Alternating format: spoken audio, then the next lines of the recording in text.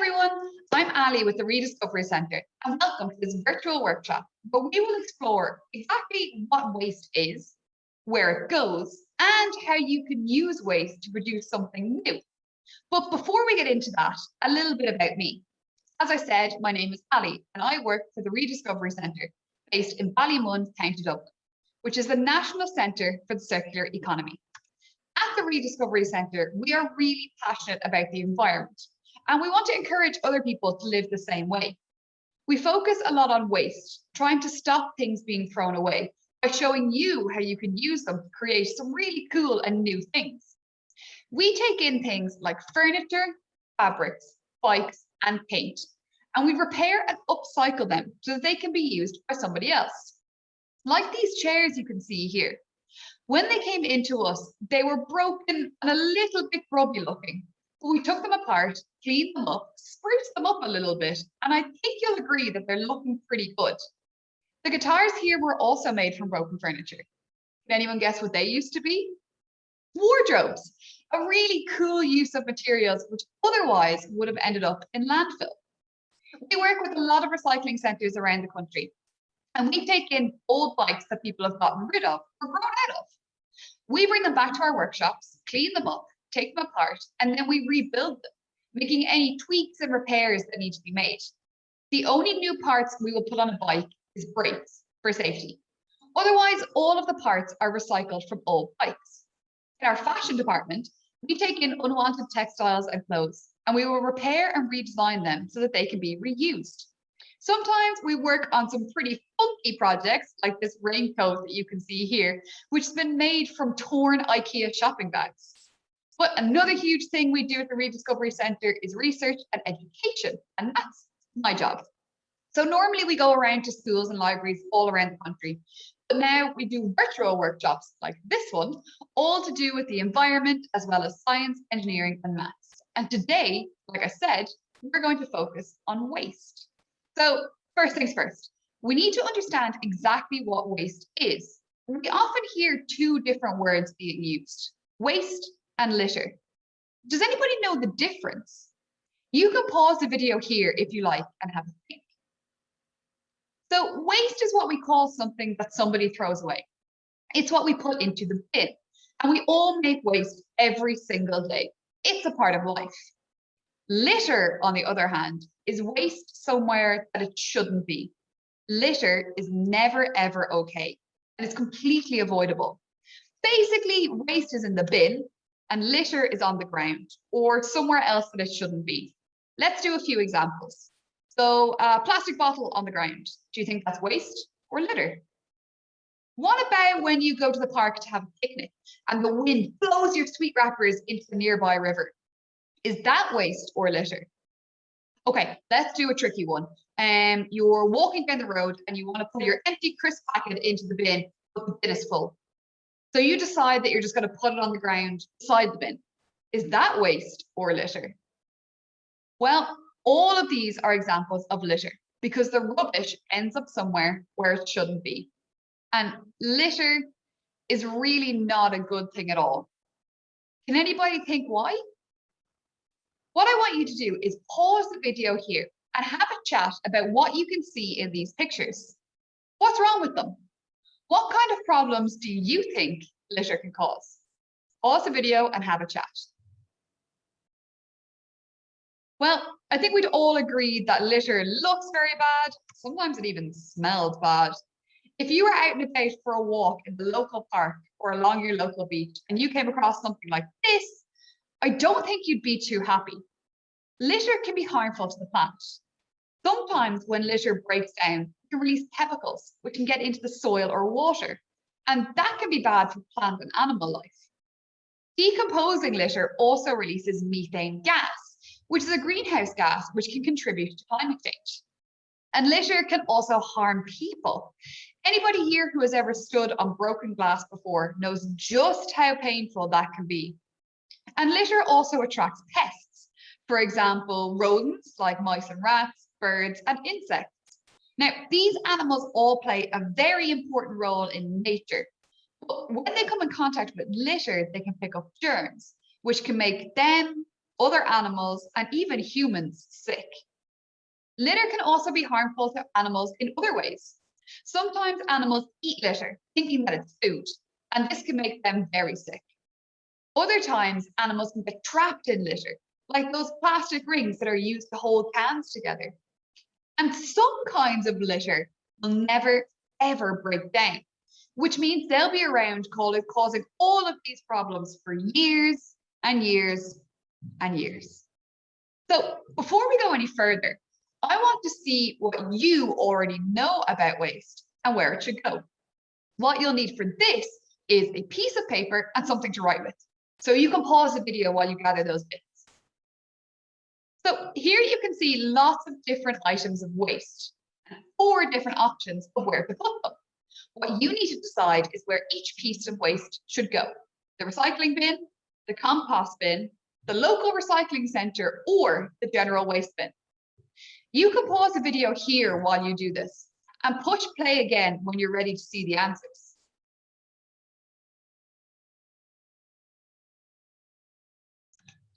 So in our household recycling bin, we are going to put old newspapers, aluminium cans like fizzy drink cans, plastic bottles, yogurt pots, paper, toilet and kitchen roll tubes, shampoo bottles, and egg cartons. But remember, we need to, before we can put them into the bin, we need to wash them out. And we'll see why in a few minutes. Then in your compost bin, you can put food and garden waste like banana skins, stale bread, food leftovers, fish bones, tea bags, apple cores, and garden waste like your grass clippings. We can bring other goods to the recycling centre, which we can't recycle in our own recycling bins at home. So we can bring things like old electronics, like an old kettle, wood, batteries, glass bottles and jars, old mobile phones, and light bulbs, which don't work anymore. Then comes our general waste bin, and we should be using this bin as little as possible. In here, we can put paper cups. Now, this might surprise you because we can recycle paper.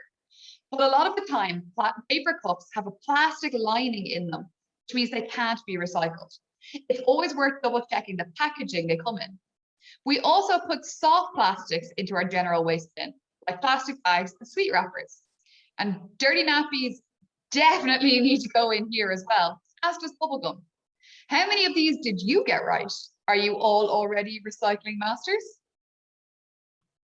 So once we put our waste into the bin, we often don't think about what happens to it, do we? We know that the bin lorries come and take the bins away, but have you ever thought of the journey your waste actually goes on? Well, when our recycling bin is collected, it's brought to a place called a materials recovery facility. Now, remember, we put lots of different kinds of materials into our recycling bin. Paper, tin cans, plastic bottles.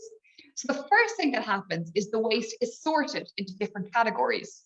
It can be sorted using air, magnets, even lasers, but a lot of the sorting is actually done by hand.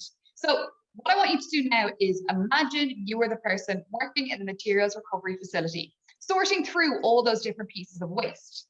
Now, imagine somebody hadn't cleaned out their old dog food can or washed out the milk carton that had been sitting in the bin for over a week, or had decided to put a dirty nappy into the recycling bin. Are we starting to see why it's important to rinse out recyclables and to always make sure that we use the correct bin? Once the recyclable waste has been sorted, it's sent to other factories where it can be turned into something new. So our old paper can become new paper, or it can become toilet paper. Plastic bottles can become anything from new plastic bottles to frisbees to fleeces to keep us warm in the winter. And cans can become new cans, or they can be turned into car parts. Now, when we use our compost bin, the food and garden waste is sent to a composting facility where it can become new compost to grow new plants and food. So in a way, our old food can become new food. In Ireland, 38% of our waste is recycled in our recycling and compost bins. 43% of our waste is brought to an incinerator where it's burned. When the waste is burned, this can be used to produce energy. But 14% of our waste from our general waste bin goes to landfill, where it's buried. And this is what a landfill looks like. Ooh. Would you like to live beside a landfill like this one? How come?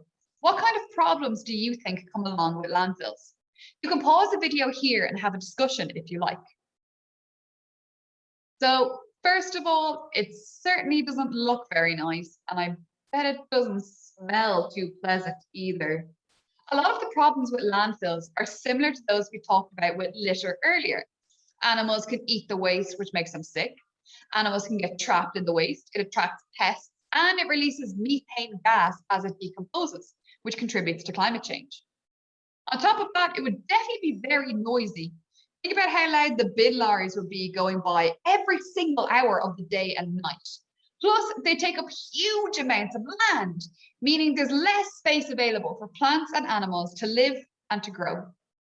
You can see from the picture here that the waste piles up really, really high in landfill. Now, do you think we make a lot of waste in Ireland or not a lot? How much do you think? Well, in Ireland, we do make a lot of waste. 19.8 million tons of it every single year. Now, that's a really, really big number and really, really hard to imagine. So let's break it down a little bit. That means that every single one of us makes 4.3 tons of waste every single year. Yeah, that's kind of hard to imagine too, isn't it?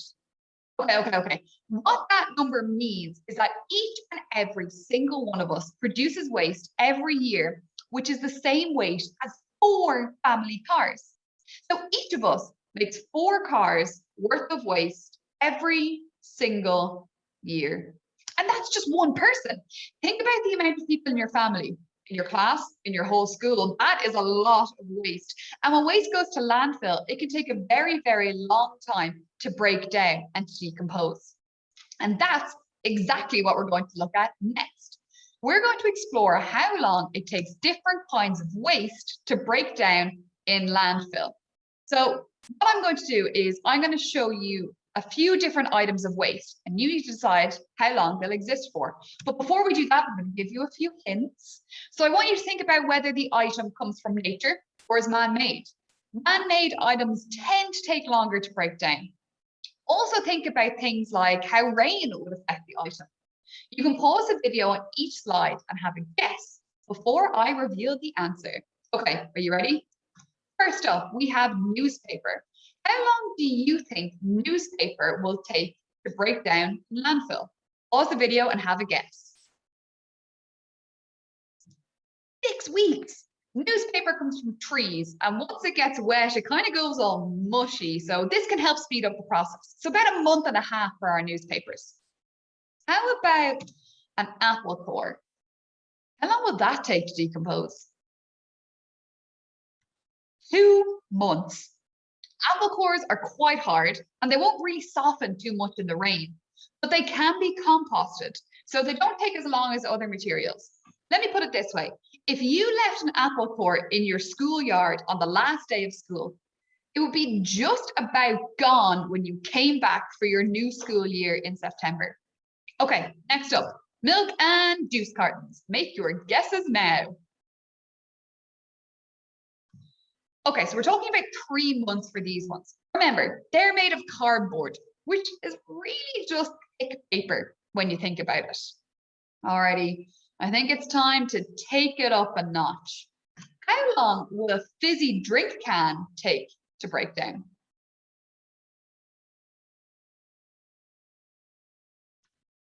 80 to 100 years. A can will outlive lots of humans. Fizzy drink cans are made of aluminium, which is a metal which doesn't get rusty over time. If the can were made from a metal like steel, it would last for about 50 years because rusting would speed up the process. What about plastic bottles, like drinks bottles or shampoo bottles? How long will they exist for? Okay, this one's pretty scary. It takes about 450 years for a plastic bottle to decompose. That means every piece of plastic that has ever been sent to landfill still exists today. Can you see why it is so important to recycle these as much as we possibly can? Next up, we have a glass bottle. How long will a glass bottle take to decompose? Okay, so we all know that glass is fragile and it can smash into lots of teeny tiny little pieces. But each of those pieces of glass will take 1,000,000 years to decompose. A full 1,000,000 years for a glass bottle. Okay, last one.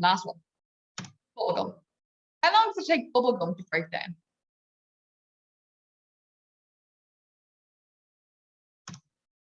Yeah, never. Bubblegum will never, ever break down. If you were one of those children who stuck bubblegum to a wall, the bubblegum would last longer than the wall would. I think we might all think twice now before we decide to chew gum again, because it's going to be around forever. Okay, so the question then is, what can we do with our waste? Well, the good news is we have lots of different options. We can reduce, reuse, and recycle.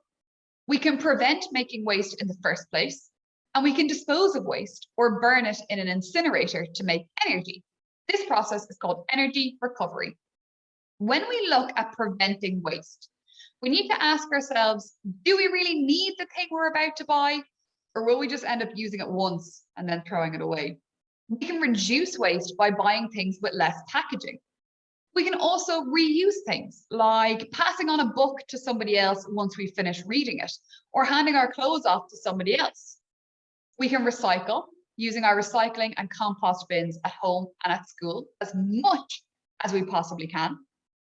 We can produce energy or heat by burning waste. Remember, that's called energy recovery. And we can dispose of things, putting them in the general waste bin and sending them off to landfill. Which of these do you think is the best way for dealing with waste? How about the worst? We can use something called the waste hierarchy to see which methods of dealing with waste are the best. Why not pause the video here and put these 6 methods in order from best to worst? Okay, so the best thing we can do is prevent making waste in the first place, or reducing the amount we make as much as we possibly can. This saves materials and energy used in producing items and in transporting them from one place to another. Reusing or repairing items is next. We should keep using things for as long as we possibly can before getting rid of them. If your bike had a flat tire, would you buy a new bike? No, of course not. That would be silly. Repairing things can help us to keep them for longer. Next up is recycling. Transporting, sorting, and remaking items from recyclable materials takes energy, but it's definitely still better than throwing things away. Energy recovery is next. While burning waste can be bad for the environment, we are able to get heat and energy from the process. And the very worst thing we can do with our waste is disposal, or sending it to landfill. As we saw earlier, waste can take a very long time to break down and decompose in landfill. So really, it is the worst option that we have. Did you get the order right? So we can see that we've got lots of different ways of dealing with our waste. So let's have a look at a few of these in a bit more detail. To prevent or reduce the amount of waste we make, we should ask ourselves, do we need the item in the first place? How many times are we actually going to use it? Could we maybe borrow it from somebody else? We should buy items with less packaging, like buying loose apples instead of the ones that come in a plastic bag. But sometimes this can be less obvious than that. Let's take a look at an example. Okay, so when I was younger, I always wanted to get those multi-packs of cereal, the ones with the small boxes that have 1 serving each. Let me show you why that's a bad idea. So here we have a standard cereal box. You can see that we have the cardboard box and the plastic bag inside, making this much packaging. Not too bad, my arms aren't quite stretched out. With the multi-pack, however, we get a whole lot more. And I'm gonna have to stand up for this one.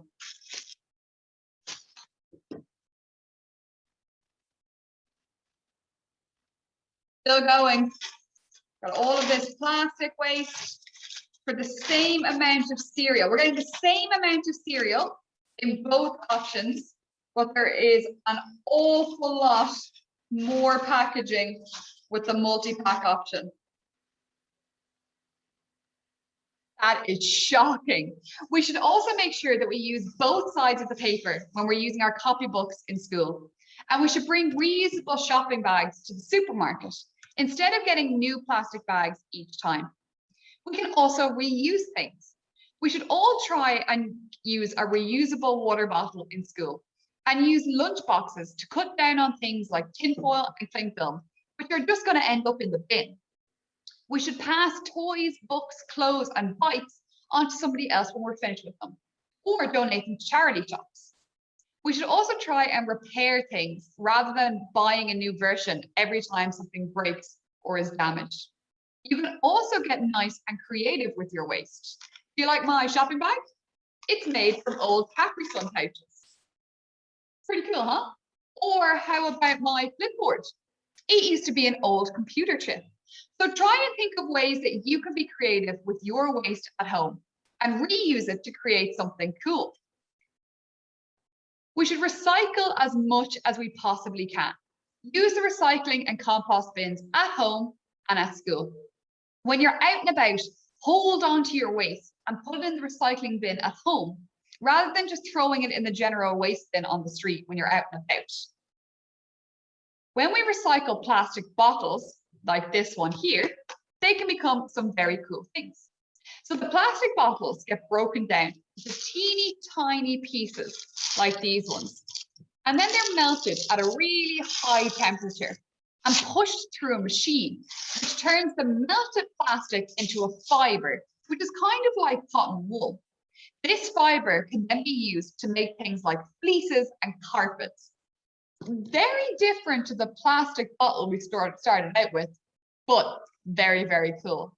So why not get creative with waste around your school or home?